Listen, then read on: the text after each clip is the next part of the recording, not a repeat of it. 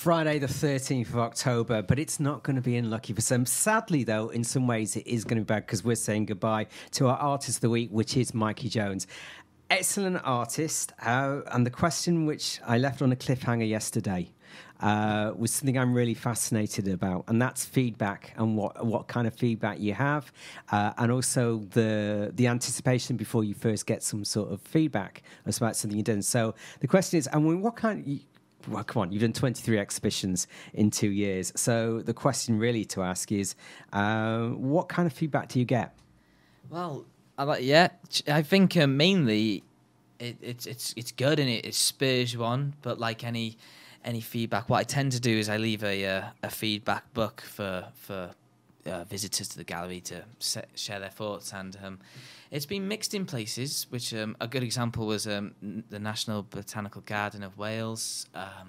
It was a lovely gallery space, not attended, so it gave the viewer to really say what they think. And okay. I had some, this is just GCSE art. It's a bit dark and foreboding. All right. And, I think you've got to appreciate all feedback you get. At the end of the day, if it's creating a reaction from the viewer, there's some success in that. And like you say, it was matched with some more positive feedback, which I really enjoy as well. And yeah, it's one of them. When you put yourself in the public line and you start showcasing your art, you've kind of got to expect anything. Like Twitter's another example of most of the time it's great. It's like, okay, and positive, yeah. Yeah, but then I got told off by one guy for showing a picture of a rock. He actually said, "I'm sick of seeing you on this rock." That was a rock, the Calon on Trevin.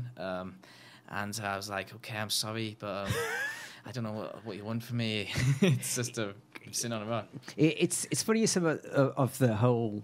You've picked something, and there is a certain thing. Is I don't know how to put this in English. There has been this change in art, and the idea is though that before we had photography. There had to be. We were very much we loved looking at pictures, I think, and the idea that the simple idea is that the similar it was to real life, that was the way forward. And there seems to be now there's two ways of way of thought, and the idea is there's someone who puts their own expression, their own way how they look at a piece, compared to those which just want a photograph, but it's just been painted.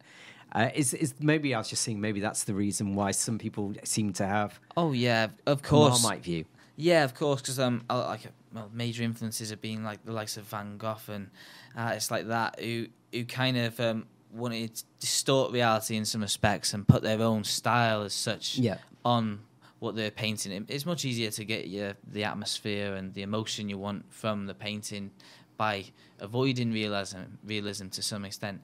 But then again, the viewer will naturally want to see what they want to see sometimes. Yeah. And that's an interesting thing, which I found is you've just got to be confident and bold and say, no, I'm going to do what I'm going to do. Yeah. This is how I paint, and like it or not, it's going to stay like that. And I think for like myself, an artist, that is something is crucial to your work is don't just adjust because someone came into the gallery and said it looks like GCSE work. Just use that as fuel for you to just continue doing what you love, really.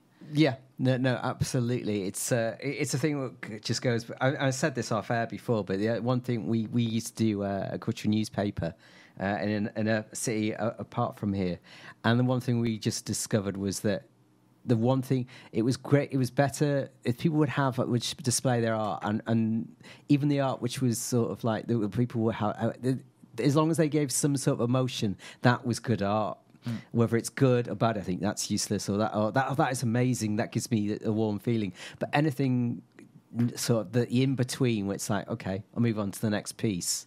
I'm not inspired by it. Is the only art which I think, oh, that's not been worth painting. But even then, for them, it's also they've expressed something which you've got to give them credit for.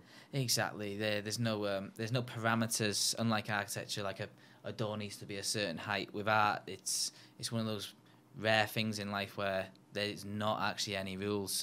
Just do what you kind of want, and I think that's the way to go about it, and that's what I like to do myself. Yeah, it's so. I mean, So what's your basic process? We try and cover it sort of pretty fast. How do you come up with the idea what you're going to pay and how you're going to pay it? Do you have anything sort of planned? Yes. So I like to initially reach out to followers on Twitter and Facebook and say where do you like in Wales, or particular where don't you like in Wales, and just get some reaction from that. And then I like to go to places that haven't necessarily been overdone by artists. I try to avoid the really touristy areas and try and find more unique spots that haven't really been painted so much. And I always like to paint live as well. I found it's a much looser way of interpreting what you're seeing. You get a lot more out of it. Being there, smelling what it's like, talking to people as they walk past, shooing dogs away from the paints. That's kind of what I'm really into, is just being there and being involved. And also, I think, I haven't said, but I went to Jerusalem last year painting. I like to put myself in out of my comfort zone. Right. Okay. New light, new social context. I think that's another part of my art. Is it's more just discovering more about yourself as well as what you're painting as well.